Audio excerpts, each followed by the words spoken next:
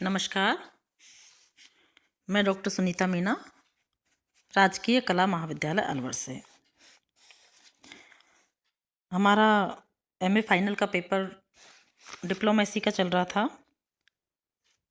पिछले वीडियोस में हमने राजनय के रूप पर चर्चा हम कर रहे थे, जिसमें प्रजातंत्रात्मक राजनय क्या होता है, उसके क्या गुण होते हैं, क्या दोष होते हैं, संसदीय राजनय क्या होता है, उसकी क्या विशेषताएं हैं, क्या गुण होते हैं, क्या दोष होते हैं, इन पर हम चर्चा कर चुके थे। आज जो अपना टॉपिक है वो है शिखर राजनय। शिखर राजनय क्या होता है, उसकी क्या विशेषताएं होती हैं, क्या उसके गुण होते हैं और क्या उसमें कमियां होती हैं, तथा उसकी सफलता के लिए क्या किया जा सकता है। आज अपना टॉपिक हम इसी पर ध्यान देंगे, इसी पर को डिस्कस करेंगे। देखिए, शिखर राजनय बहुत ज़्यादा हम समाचार पत्रों में, टीवी में इस शब्द को बहुत अंतर्राष्ट्रीय राजनीति में बहुत ज़्यादा सुनने में ये शब्द आता है। लेकिन शिखर राजनय होता क्या है, इसको हम आज समझने का प्रयास करते हैं। देखिए, जब राजनय में एक देश का राज्याध्यक्ष या सर्वोच्च अधिकारी स्वयं भाग लेता है तो उसे शिखर राजनय की संज्ञा दी जाती है।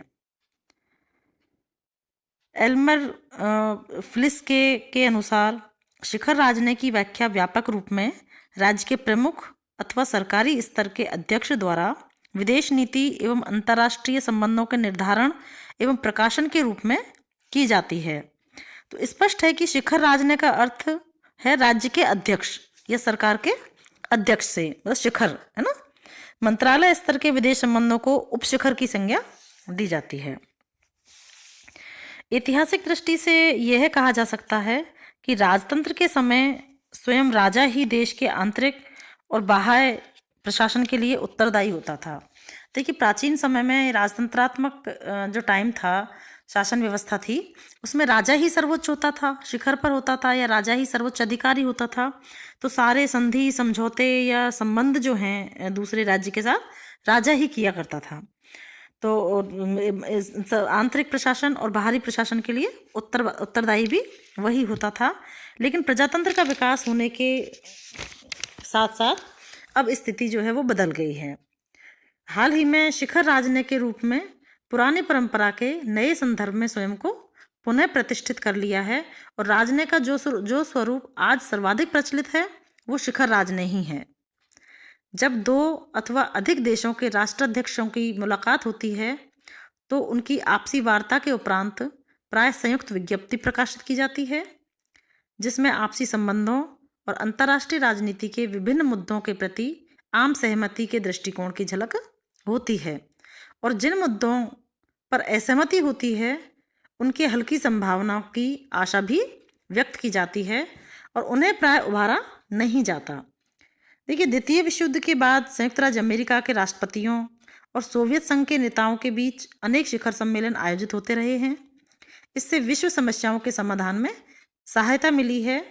अमेरिकी राष्ट्रपतियों रीगन तथा जॉर्ज बुश तथा भूतपूर्व सोवियत संघ राष्ट्रपति मिखाइल गोर्बाचोव के बीच होने वाले शिखर सम्मेलनों ने विश्व राजनीति की दिशा ही बदल दी। शिखर राजनय के उपरांत जो संयुक्त विज्ञप्ति प्रकाशित की जाती है उस पर विश्व के देशों की आंखें लगी रहती हैं, और राजनयिक क्षेत्र उनका गहन अध्ययन करते हैं और अनुकूल या प्रतिकूल प्रतिक्रियाएं भी व्यक्त करते हैं, अथवा यह भी संभव है कि कोई प्रतिक्रिया ही व्यक्त ना की जाए। इस प्रकार हम कह सकते हैं कि शिखर राजनय बड़े राज्यों के राज्य अध्यक्षों अथवा सरकार के सर्वोच्च अधिकारियों का वह व्यक्तिगत सम्मेलन है जहां वे सामान्य राजनयिक मार्ग की उपेक्षा कर अंतर्राष्ट्रीय समस्याओं का निर्णय लेते हैं। जब राज्याध्यक्षों या सर्वोच्च अधिकारियों द्वारा परस्पर पत्र व्यवहार किया जाता है या निजी प्रतिनिधि भेजे जाते हैं तो यह भी शिखर राजनय का ही एक स्वरूप होता है, और अंतर्राष्ट्रीय समस्याओं के समाधान में शिखर राजनय की उपयोगिता निर्विवाद है। अर्थात देश के राष्ट्रपतियों या प्रधानमंत्रियों या कार्यपालिका अध्यक्षों की जब के सम्मेलन होते हैं या की बैठक होती है, उनके बीच जो संधि समझौते होते हैं उसको हम शिखर राजनय की संज्ञा, शिखर का मतलब है सर्वोच्च, है ना। हम इस तरह से इसको समझ सकते हैं कि शिखर का मतलब है सर्वोच्च, अर्थात जब दो राष्ट्रों के सर्वोच्च पदाधिकारी आपस में मिलते हैं तो वो शिखर राजनय होता है। अब शिखर राजनय की विशेषताओं की अगर हम बात करें तो इसी जो हमने पढ़ा है उसी में हमारी विशेषताएं सामने आती हैं कि इसमें क्या होता है शिखर राजनय में कि राज्य या सरकार के प्रमुख द्वारा नीति निर्धारित और व्यक्त की जाती है। विदेश नीति संबंधी मुख्य निर्णय वही लेता है। उदाहरण के लिए जैसे संयुक्त राज्य अमेरिका की विदेश नीति के महत्वपूर्ण निर्णय किसी न किसी राष्ट्रपति के नाम से जुड़े हुए हैं। इस प्रकार अनेक नीति संबंधी वक्तव्यों के साथ एक राष्ट्रपति का नाम जुड़ जाता है, अर्थात जो राष्ट्रपति अंतर्राष्ट्रीय नीति विदेश नीति में जिस निर्णय को लेता है, जो डिसीजन लेता है, वो निर्णय, वो डिसीजन या वो नीति उस राष्ट्रपति के नाम के साथ जुड़ जाती है। जैसे हम पढ़ते हैं कई बार मुनरो सिद्धांत, ट्रूमैन सिद्धांत, विल्सन के 14 सिद्धांत, है ना, रूजवेल्ट की अच्छे पड़ोसी की नीति, आइजनहावर का सिद्धांत या ब्रेजनेव का योजना, ये सारे इस तरह की सिद्धांत और योजनाएं और संबंध हैं जो राष्ट्रपतियों के नाम पर हैं। दूसरी बात है कि मुख्य कार्यपालिका द्वारा राजनयिज्ञों के से व्यक्तिगत पत्र व्यवहार किए जाते हैं। यहाँ हमारा संबंध तार, शुभकामनाएं या शोक संदेशों जैसे औपचारिक पत्र व्यवहारों से नहीं है, बल्कि ये तो है ही किंतु इनके अतिरिक्त भी मुख्य कार्यपालिका व्यक्तिगत रुचि लेकर पत्र व्यवहार करती है तथा राजनय को प्रभावित करती है। दो राज्यों में संघर्ष होने की स्थिति में तीसरे राज्य की मुख्य कार्यपालिका द्वारा मध्यस्थता का कार्य किया जाता है। देखिए आज के युग में पत्र व्यवहारों की संख्या इतनी अधिक हो गई है कि पत्राचार राजनय शब्दों का प्रयोग भी आजकल किए जाने लगा है। शिखर स्तर के ये राजनयिक पत्राचार निरंतर बढ़ते भी जा रहे हैं। नेक्स्ट है व्यक्तिगत राजनयिक प्रतिनिधि। कभी कभी क्या होता है कि कभी कभी मुख्य कार्यपालिका द्वारा विदेशों में अपना व्यक्तिगत प्रभाव बढ़ाने तथा विभिन्न सूचनाएं प्राप्त करने के लिए विशेष राजनयिक प्रतिनिधि नियुक्त किए जाते हैं। इस प्रकार के शिखर राजनय की एक महत्वपूर्ण कमजोरी यह होती है कि इससे विदेश मंत्रालय, विदेश सेवा और नियमित राजकीय सेवा का महत्व कम हो जाता है। जब मुख्य कार्यपालिका इन अधिकारियों की अवहेलना कर अपने विशेष दूत नियुक्त कर देती है तो विदेशों में इनका सम्मान कम हो जाता है। कुछ विचारक इस विशेष प्रतिनिधियों की नियुक्ति को ही नियमित राजनयिक सेवा के दोषों का कारण भी मानते हैं। चौथा पॉइंट है इसमें कि अंतर्राष्ट्रीय यात्राएं।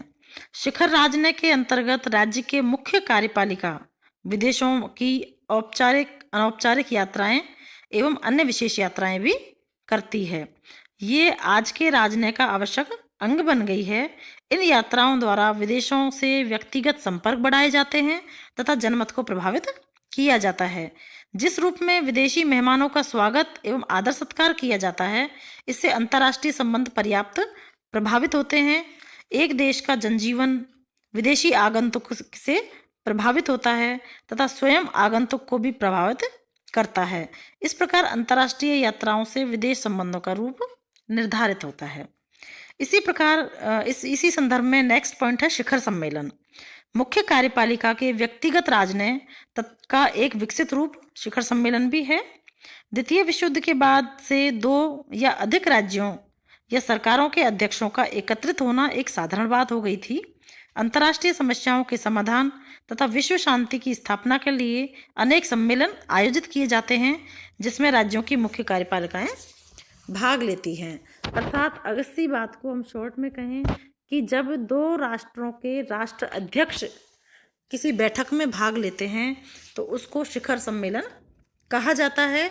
और इससे क्या होता है कि जब एक राष्ट्र का अध्यक्ष दूसरे राष्ट्र में जाएगा या दूसरे राष्ट्र का अध्यक्ष दूसरे राष्ट्र में जाएगा तो आपस में आदान प्रदान जो चीज़ों का होता है, विचारों का होता है, उससे ना केवल व्यक्तिगत मतलब जो जीवन जनजीवन है संबंधित देश का, वो भी प्रभावित होता है। कितने आप देखते हैं कई बार इस बार जब अमेरिकी राष्ट्रपति भारत आए थे, कितना तामझाम किया था, है ना।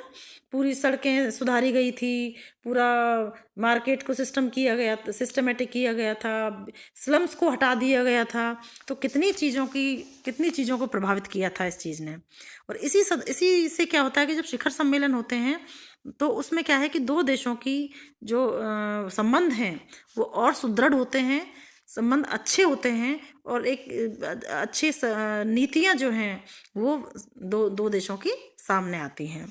तो इस प्रकार शिखर सम्मेलन क्या होता है, उसकी क्या विशेषताएं हैं, इस पर डिस्कस करने के बाद पश्चात नेक्स्ट अपना जो है वो कि क्या लाभ हैं इसके, है ना। शिखर सम्मेलन के क्या लाभ हैं और क्या दोष हैं, मतलब इसके विरोध में क्या तर्क दिए जा सकते हैं। और तीसरी बात यह है